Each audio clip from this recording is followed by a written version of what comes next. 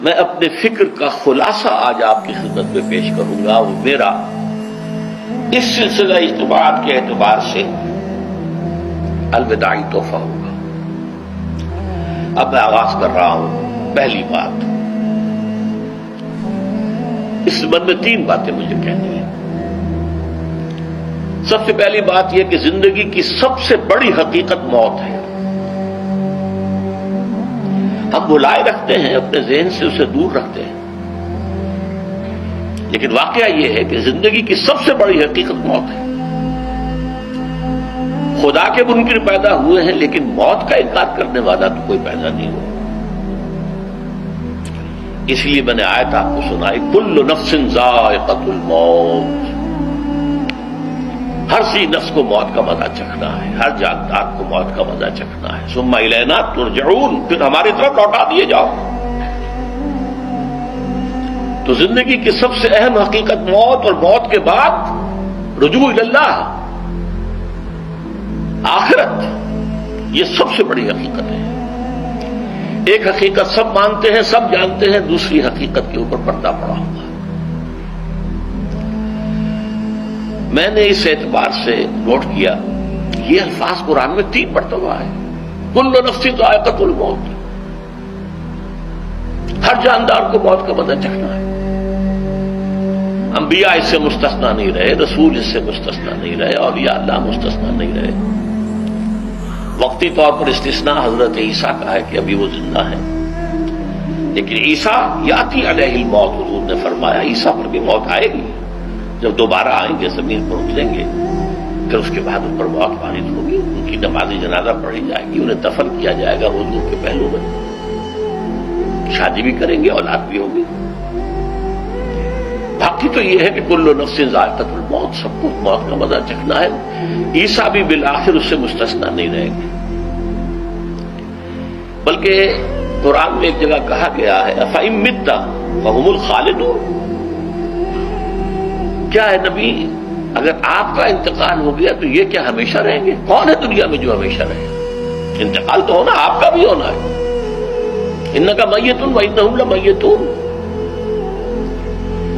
یہ تو مختصر ترین الفاظ تھے. اس سے آگے بڑھیے، سورہ انبیاء میں فرمایا کل نفس ذائقۃ الموت وَنَبْلُوكُمْ بِالشَّرِّ وَالْخَيْرِ فِتْنَةً وَإِلَيْنَا تُرْجَعُونَ. ہر جاندار کو موت کا مزہ چکھنا ہے، اور اس سے پہلے پہلے ہم تمہیں آزماتے رہیں گے، خیر کے ذریعے بھی، بھلائی دے کر، صحت دے کر، دولت دے کر، اولاد دے کر، شہرت دے کر، اور برائی کے ذریعے سے بھی، تنگ دستی دے کر، بے عزتی دے کر، اہانت دے کر، ذلت دے کر. وَإِلَيْنَا تُرْجَعُونَ، اور پھر ہماری طرف لوٹائے جاؤ گے. یہ وہ دوسری حقیقت جو میں نے کہا کہ جس پر پردہ پڑا ہوا ہے، بہت بڑا پردہ ہے. لوگ یہی سمجھتے ہیں کہ یہی دنیا کی زندگی ہے. قرآن کہتا ہے إِنَّ الدَّارَ الْآخِرَةَ لَهِيَ الْحَيَوَانُ لَوْ كَانُوا يَعْلَمُونَ. یہ تو آخرت والی زندگی ہے جو اصل زندگی ہے، کاش کے انہیں معلوم ہوتا. اس سے بھی زیادہ تفصیل سے یہ آل عمران میں آئی ہے کل نفس ذائقۃ الموت وَإِنَّمَا تُوَفَّوْنَ أُجُورَكُمْ يَوْمَ الْقِيَامَةِ. ہر جاندار کو موت کا مزہ چکھنا ہے، اور پھر تمہیں پورا پورا تمہارا اجر اور بدلہ دے دیا جائے گا قیامت کے دن. فَمَنْ زُحْزِحَ عَنِ النَّارِ وَأُدْخِلَ الْجَنَّةَ فَقَدْ فَازَ. جو کوئی آگ سے بچا لیا گیا اور جنت میں داخل کر دیا گیا، وہ تو کامیاب ہو گیا. اللہم ربنا اجعلنا منہم، اللہم ربنا اجعلنا منہم، اللہم ربنا اجعلنا منہم. وما الحیات الدنیا الا متاع الغرور. اور دنیا کی زندگی تو سوائے دھوکے کے سامان کے اور کچھ نہیں ہے. دھوکہ کس معنی میں؟ یہ تمہیں اصل زندگی سے غافل کر دیتی ہے. تم کہیں سفر پر جا رہے تھے، تمہارا کہیں گھر تھا، تمہیں واپس آنا تھا، تم راستے ہی میں کسی دلچسپی میں ایسے مگن ہوئے کہ گھر بار سب بھول گئے. یہ تو تمہارا عارضی سا سفر تھا. تم نے اسی کو اپنی منزل بنا لیا، اپنا ٹھکانہ بنا لیا، تو دھوکہ دیا اس نے تمہیں.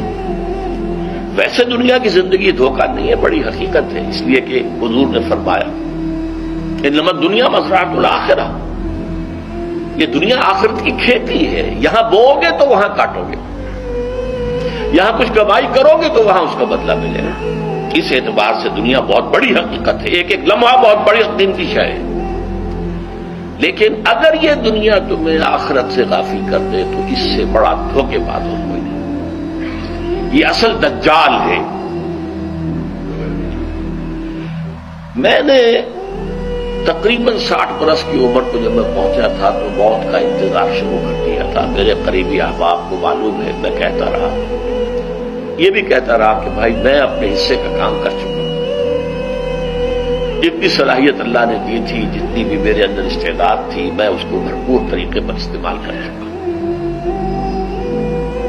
دم واپسی برسر راہ ہے عزیز و اب اللہ ہی اللہ ہے، یہ میرا معاملہ رہا ہے 60 برس کی عمر سے۔ اس کے بعد اللہ نے مزید 14 برس دیے ہیں۔ یہ نافلۃ لک کے درجے میں میں کہتا ہوں، اس کا اللہ کا عطیہ خصوصی ہے، نفل ہے، ہمیشہ کہتا رہا ہوں۔ مصنون زندگی تو 61 برس ہے ہمارے حساب سے۔ علامہ اقبال کے بارے میں سنا ہے کہ رویا کرتے تھے کہیں میری عمر حضور کی عمر سے زیادہ نہ ہو جائے۔ وہ 6 مہینے کم ہی رہی ہے حضور کی عمر سے۔ جو حضور کی عمر تھی وہی حضرت ابو بکر کی، وہی حضرت عمر کی، وہی حضرت علی کی۔ ہاں، حضرت عثمان 82 برس کے ہوئے ماشاءاللہ۔ پھر یہاں کے مجددین میں سے وہی عمر حضرت شیخ احمد سرہندی کی، وہی شاہ ولی اللہ دہلوی کی۔ ہاں، شیخ عبدالحق محدث دہلوی رحمۃ اللہ علیہ 82 برس کے ہوئے۔ لیکن یہ میں کہا کرتا تھا مسنون عمر تو 61 برس ہے، جسے ہم 63 کہتے ہیں، وہ اصل میں ہمارے حساب سے 61 بنتا ہے۔ وہ 63 قمری ہیں، جو 9 دن کم ہے قمری سال جو ہے وہ شمسی سال سے۔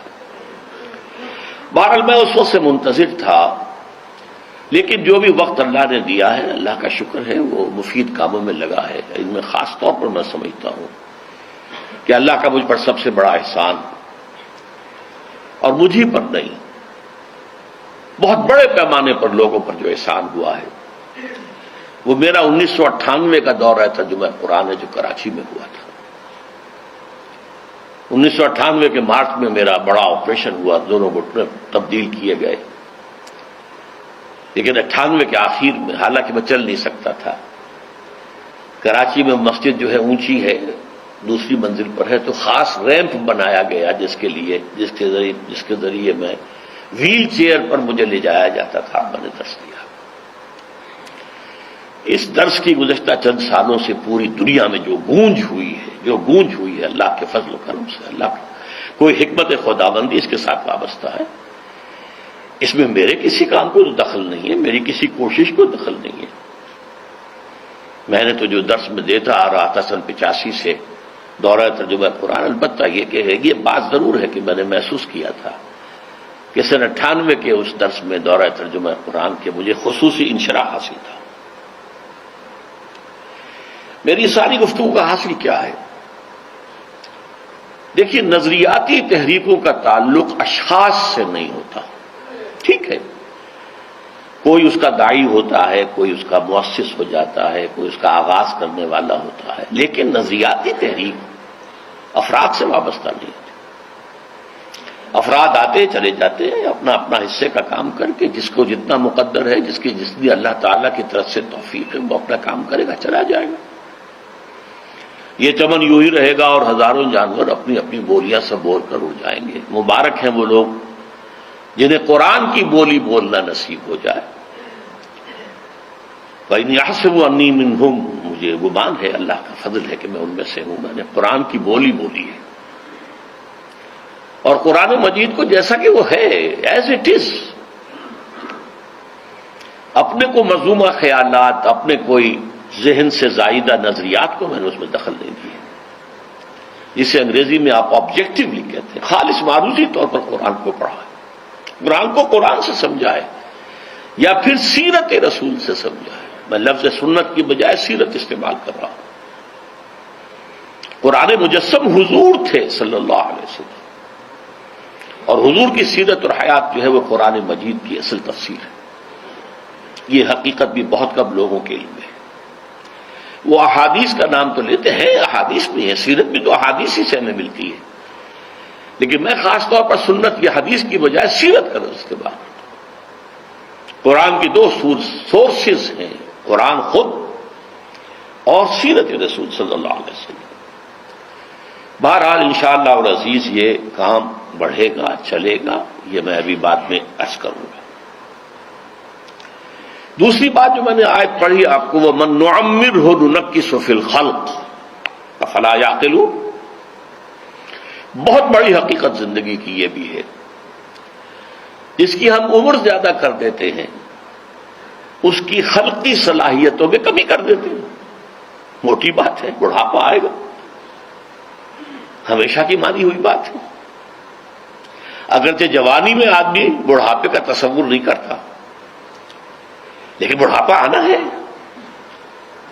یہ بھی ایک حقیقت ہے موت کی طرح۔